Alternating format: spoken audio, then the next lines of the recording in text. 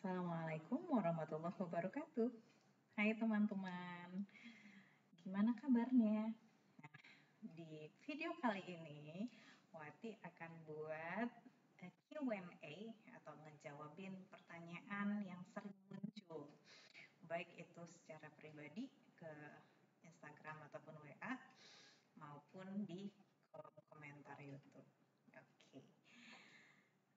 Langsung aja ya kita ngejawabin pertanyaan dari teman-teman. Oke, pertanyaan yang pertama. Oke, kita lihat ya.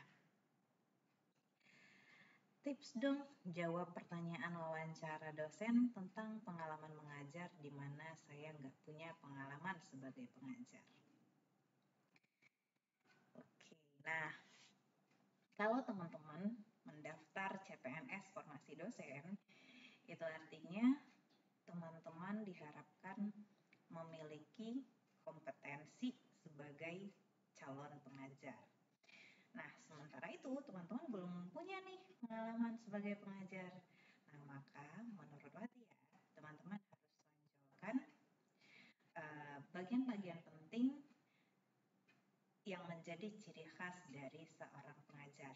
Maksudnya gini, teman-teman boleh narasikan tentang pengalaman teman-teman berkaitan dengan interaksi dengan orang lain dalam hal di mana di situ ada unsur pedagogiknya gitu. Atau bisa lagi teman-teman boleh ceritakan tentang pengalaman teman-teman dalam menghandle suatu event di mana di situ leadership teman-teman bisa ditonjolkan gitu. Atau apalagi ya intinya di situ ada personality yang baik, ada tanggung jawab terhadap tugas yang harus diemban gitu. Jadi yang nggak harus pengalamannya mengajar gitu, enggak, tapi tonjolkan pengalaman yang membuat kompetensi sebagai calon pendidik itu muncul di narasi itu. Seperti itu. Oke, kita lihat lagi ya di kolom komentar YouTube apa pertanyaannya. Oke, yang menguji apakah dosen yang ada di fakultas tersebut atau pihak BKN atau kementerian. Oke.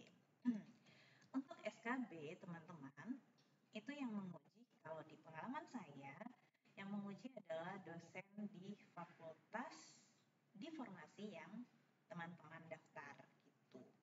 Kalau pengalaman saya, waktu itu yang menguji, saya lupa nih, wawancara sama micro teaching atau tertukar gimana, intinya yang mewawancarai atau yang menguji saat micro teaching itu adalah salah satunya itu dekan fakultas dan satu dosen dari program studi formasi yang saya daftar gitu. Kalau tidak salah ingat di wawancara itu salah satunya dekan, lalu yang kedua dosen di program studi yang saya daftar. Kalau di micro teaching itu dua-duanya dosen dari program studi yang saya daftar gitu.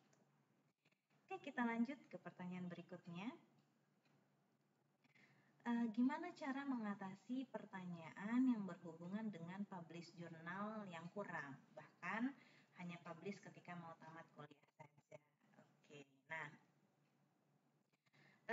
berkaitan dengan publish jurnal itu sebenarnya berkaitan sama tridharma di bagian penelitian gitu ya teman-teman.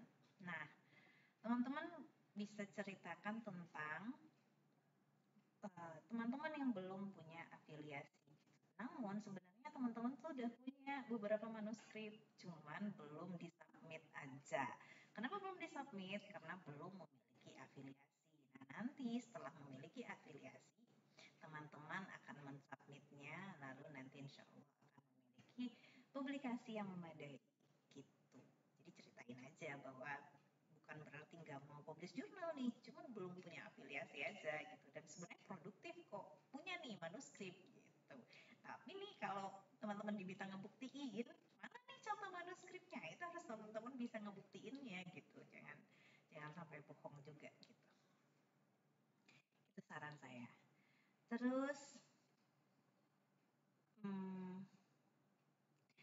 Kak, saya belum ada pengalaman mengajar dan prestasi pun gak ada. Nah, untuk menjawab keunggulan saya atau kelebihan saya seperti apa ya kira-kira? Oke.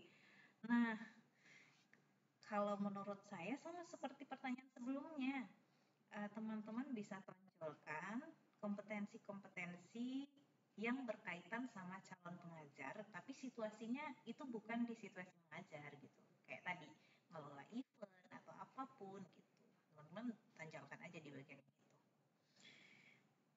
Terus, halo Kak, kalau kita daftar formasi asisten ahli, apakah sewaktu pengangkatan itu langsung jadi asisten ahli? Oke. Seperti ini teman-teman. Ketika mendaftar di formasi asisten ahli, ketika teman-teman lulus menerima SK, itu status teman-teman adalah CPNS. Nah, CPNS itu selama 1 tahun. Selama 1 tahun itu, teman-teman, karena baru CPNS, maka teman-teman hanya menerima gaji 80% gitu ya. Kemudian, 1 tahun setelah itu barulah berubah dari CPNS menjadi PNS. Nah, setelah berubah menjadi PNS ini, barulah teman-teman bisa mengajukan jabatan fungsional pertama itu dengan melengkapi persyaratan administrasi yang ada sesuai ketentuan. Nah, barulah teman-teman diangkat menjadi asisten ahli seperti itu. Apa syarat-syaratnya? Teman-teman sudah mengajar selama 2 semester, lalu memiliki publikasi sebagai kewajiban khususnya, yang wajibnya di jurnal terakreditasi. Boleh cinta berapa aja. Proceeding boleh juga nggak? Boleh. Asalkan itu selama 1 tahun teman-teman sejak diangkat menjadi CPNS itu. Seperti itu. Terus kalau publikasi sewaktu S2 boleh dipakai nggak? Boleh dipakai, tapi bukan sebagai syarat wajib gitu. Semoga sudah membantu ya jawabannya. Terus kita lanjut ke pertanyaan berikutnya. Waktu interview pakai full bahasa Inggris atau bahasa Indonesia? Oke, itu tergantung sebenarnya teman-teman, tergantung pada pengujinya. Kalau teman-teman cukup beruntung, di mana pengujinya cukup lancar berbahasa Inggris, maka mungkin teman-teman akan diwawancarai dengan menggunakan bahasa Inggris. Nah, kalau di pengalaman saya kemarin itu saya wawancaranya pakai bahasa Indonesia. Tapi di micro teaching itu baru diminta untuk menggunakan bahasa